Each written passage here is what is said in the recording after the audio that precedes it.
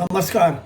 Doctor Sanjeev Bhanawat के channel में आपका हार्दिक स्वागत, अभिनंदन। बिलासपुर में एक साहित्यकार के अपमान पर आज हम बात कर रहे हैं।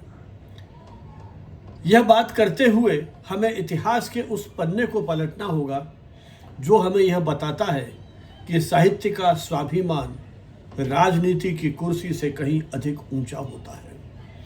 आज मेरी यह चर्चा किसी एक व्यक्ति का विरोध नहीं है, बल्कि एक प्रवृत्ति का विरोध है।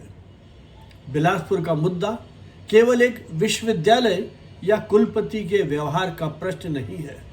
यह लेखक, शिक्षक और बौद्धिक समाज के आत्मसम्मान का प्रश्न है। यह दुख की बात है कि जब सवाल विचार, गरिमा और स्वतंत्रता का हो तो पूरा लेखक समुदाय लगभग चुप्पी साधे बैठा है। इतिहास गवाह है कि लेखक कभी चुप नहीं रहे।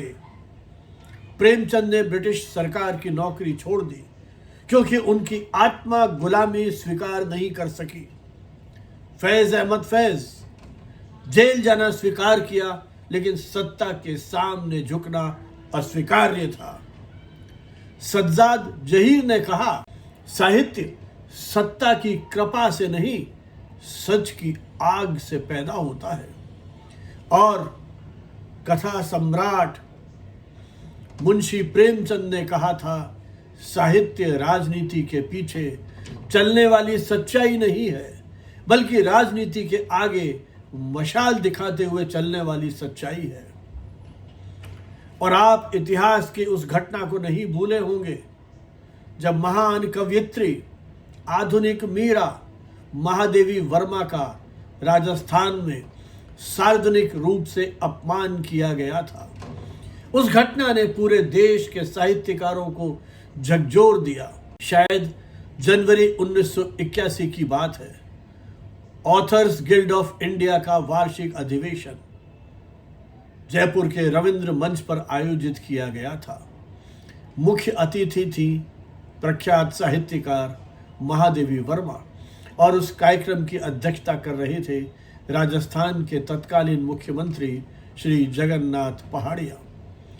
मुख्यमंत्री जी मंच पर आए और अपने भाषण में एक ऐसी बात कह गए जिसने हिंदी साहित्य के इतिहास को बदल दिया। उन्होंने कहा, महादेवी जी की कविताएं मेरी समझ में नहीं आती हैं। वे क्या कहना चाहती हैं उन्हें मैं तब भी नहीं समझता था जब बीए का विद्यार्थी था, और अब भी नहीं समझता हूं। यह आम आदमी के सिर से ऊपर से निकल जाती है। साहित्य ऐसा होना चाहिए जो सबकी समझ में आ जाए। यह केवल एक टिप्पणी नहीं थी, यह एक सर्जक की साधना का उपहास था। सूर्य की रोशनी में यदि किसी को दिखाई नहीं देता है तो यह दोष सूर्य का नहीं है, देखने वाले की आंखों का है। पूरी सभा में सन्नाटा छा गया और फिर आक्रोश की एक लहर पूरे देश में फैल गई।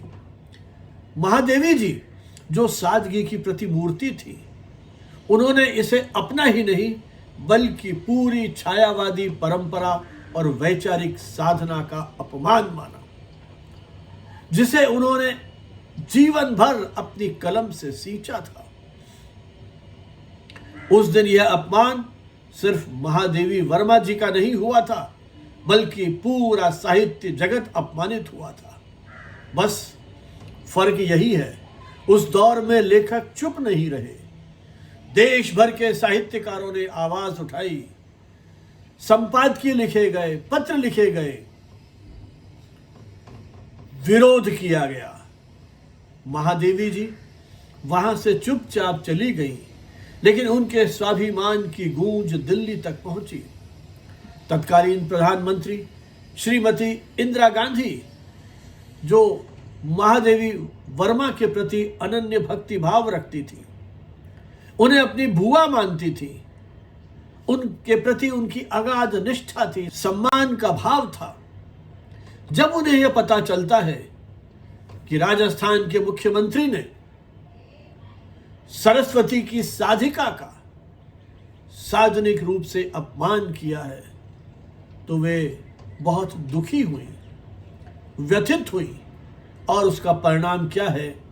इतिहास इस बात का साक्षी है कि उन्होंने राजस्थान के मुख्यमंत्री से त्याग पत्र मांग लिया और प्रदेश के मुख्यमंत्री को अपनी कुर्सी छोड़नी पड़ी। यह घटना हमें सिखाती है, सत्ता का अहंकार जब शब्दों का अपमान करता है तो सत्ता का पतन निश्चित है। एक सच्चा साहित्यकार कभी पद के आगे नहीं झुकता है। एक समारोह में जब पंडित नेहरू सीढ़ियां चढ़ रहे थे, अचानक पैर फिसला। राष्ट्र कवि रामधारी सिंह दिनकर उनके साथ में थे। उन्होंने नेहरू जी को थाम लिया। नेहरू जी ने कहा, आज तो आपने मुझे बचा लिया। दिनकर जी के मुंह से अनायास निकलता है, जब राजनीति फिसलती है तो साहित्यकार उसे संभालता है। देखा साहित्य का कितना महत्व है। एक सच्चा साहित्यकार कभी पद के आगे झुकता नहीं है। बिलासपुर में वही हुआ। उसी अहंकार की पुनरावृत्ति होती है।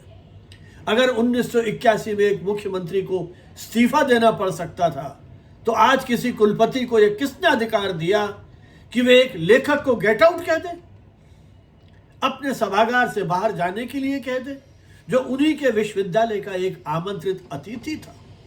और इस देश में तो अतिथि सम्मान की एक बहुत पुरानी परंपरा है। आज लेखक समुदाय मौन क्यों है?